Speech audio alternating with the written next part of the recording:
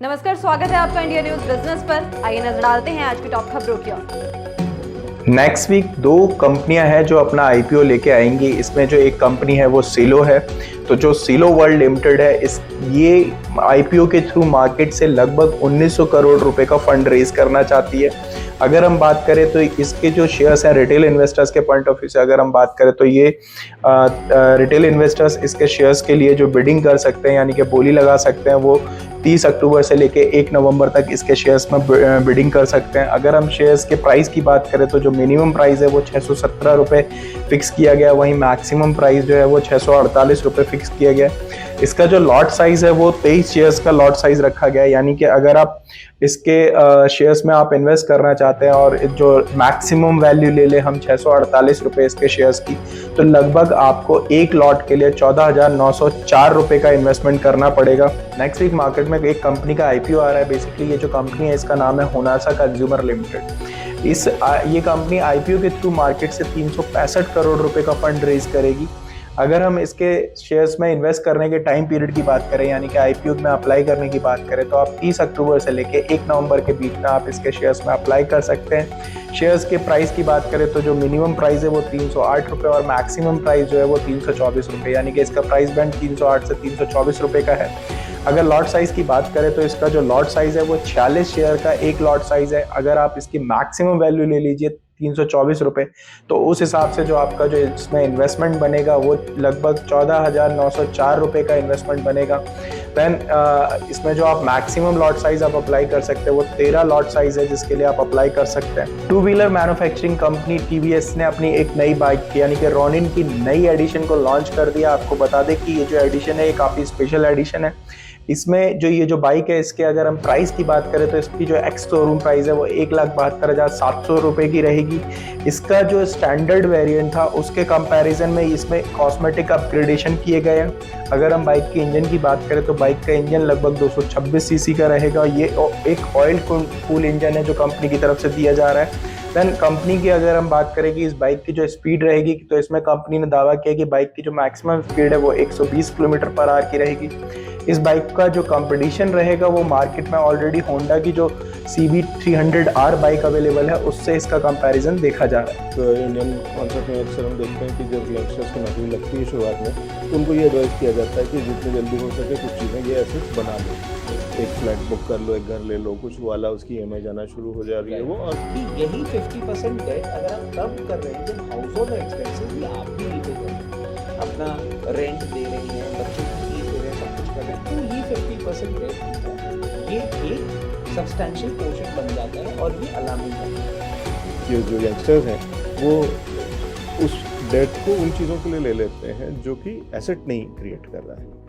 फिर आपके पास इमरजेंसी को फंड करना है। इन दैट केस प्रॉब्लम क्या होती है, उस इमरजेंसी को फंड करने के लिए you come up with a so already you are at a very cut to cut situation और एक इमरजेंसी के कारण अब आप एक खराब सिचुएशन। भारत में पिछले साल के कंपैरिजन में इस साल जो आम का एक्सपोर्ट है वो 19% से इंक्रीज किया है। इस 19% इंक्रीज होने के बाद जो आम का एक्सपोर्ट मार्केट है यानी कि जो आम से एक्सपोर्ट करके भारत ने जो रेवेन्यू जनरेट किया है उसकी वैल्यू लगभग 48 मिलियन डॉलर की है। देन इसके बाद अगर हम बात करें तो भारत ने अपने ये जो आम के एक्सपोर्ट मार्केट को ये 41 देशों तक फैला रखा है, लेकिन अब भारत अपने इस आम के एक्सपोर्ट मार्केट को और एक्सपेंड करना चाहता है। इसके लिए जो नया टारगेटेड मार्केट है वो ईरान, मॉरिशस और नाइजीरिया जैसे देशों को भारत ने टारगेट किया, जहां पे भारत अपने आम के एक्सपोर्ट को बढ़ाने की कोशिश करेगा। Union minister of housing and urban affairs Hardeep Singh Puri ने शुक्रवार को कहा कि भारत के मेट्रो नेटवर्क की लंबाई अगले 2-3 वर्षों में अमेरिका से अधिक हो जाएगी और दुनिया में दूसरा सबसे बड़ा देश बन जाएगा। आज के टाइम में देश का मेट्रो नेटवर्क दुनिया में तीसरा सबसे बड़ा है। यहाँ 16 urban mobility India UMI conference cum expo 2023 के उद्घाटन सत्र को संबोधित करते हुए मंत्री ने कहा कि देश की मेट्रो नेटवर्क के विकास की गति में हाल के वर्षों में रेगुलर ग्रोथ देखी गई है।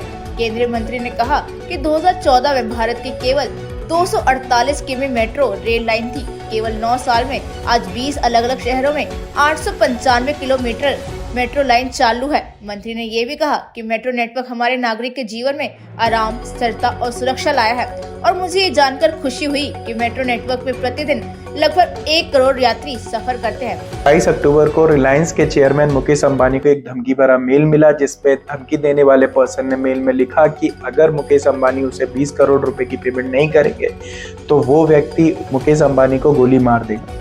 तो इस पर जो मुंबई की पुलिस है उसने कंप्लेंट रजिस्टर्ड कर ली है। बेसिकली ये जो कंप्लेंट रजिस्टर्ड की गई है ये गामदेवी थाने में कंप्लेंट रजिस्टर्ड की गई है। पुलिस ने इस कंप्लेंट को आईपीसी के सेक्शन 387 और सेक्शन 506(2) के अंतर्गत ये कंप्लेंट को रजिस्टर्ड किया है। अंबानी फैमिली के नेक्स्ट जनरेशन को ऑफिशियल तौर पर रिलायंस के बोर्ड में एंट्री मिल गई है। आपको बता दें कि अभी कुछ समय पहले बात चल रही थी कि जो आकाश अंबानी है, ईशा अंबानी है और अनंत अंबानी है, इनको कंपनी के नॉन एग्जीक्यूटिव डायरेक्टर बनाने की प्लानिंग चल रही थी। हालांकि अब इस चीज को मंजूरी मिल गई है क्योंकि कंपनी के जो शेयर होल्डर है उन्होंने इसको मंजूरी दे दी है। अगर हम वोटिंग्स की बात करें तो इसके लिए ईशा अंबानी और आकाश अंबानी को 98% वोट मिले हैं, यानी कि 98% शेयर होल्डर्स ने इस फेवर में वोट किया कि ईशा अंबानी और आकाश अंबानी को कंपनी के नॉन एग्जीक्यूटिव डायरेक्टर बना दिया जाए। वहीं दूसरी तरफ अगर हम अनंत अंबानी की बात करें तो इनके लिए थोड़ा सा चैलेंजिंग रहा, लेकिन इनको भी अच्छे खासे वोट मिले हैं। इनको टोटल शेयर होल्डर्स ने 92.75% शेयर होल्डर्स ने वोट किया।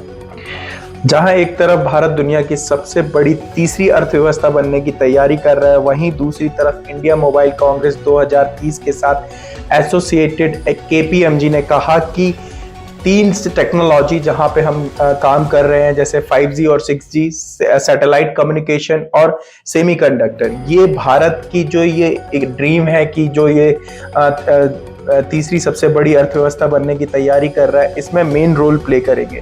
केपीएमजी का मानना है कि ये तीनों टेक्नोलॉजी भारत की इकोनॉमी में आने वाले 5 साल में लगभग $240 बिलियन का कंट्रीब्यूशन करेगी, जो कि भारत की जीडीपी का 1.6% का हिस्सा होगा। अगर बैंक अलाउ कर दे क्या हमें लोन ले लेना चाहिए, तो अब इसको आगे समझना होगा कि बैंक अगर अलाउ कर भी देता है तो ही नहीं, अब हम कैसे एनालाइज करें। तो सर अब हमें ये देखना होगा कि कैश जब डेट हम लेते हैं तो एक बहुत सिंपल रेशियो हम निकालते हैं, जैसे बोलते हैं debt to income ratio, DTI ratio. अब DTI रेशियो क्या होता है कि जो भी आप डेट रेज कर रहे हैं वो आपके इनकम में कितना रेशियो पे आ रहा है।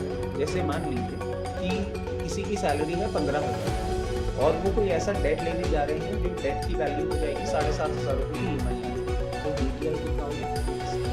Now that is quite on the higher side। फिर आप अपने जो नॉर्मल एक्सपेंसेस हैं या कोई और चीज़ है उसके लिए आपके पास पैसा नहीं बचेगा, तो DTI रेशियो को हम यूजुअली कंसिडर करते हैं कि लोअर एंड पर। इसका फिक्स पैरामीटर के लिए मैं आपको कारण बता देता हूँ क्यों नहीं होता है, क्योंकि हर एक के लाइफस्टाइल एक्सपेंसेस अलग होते हैं।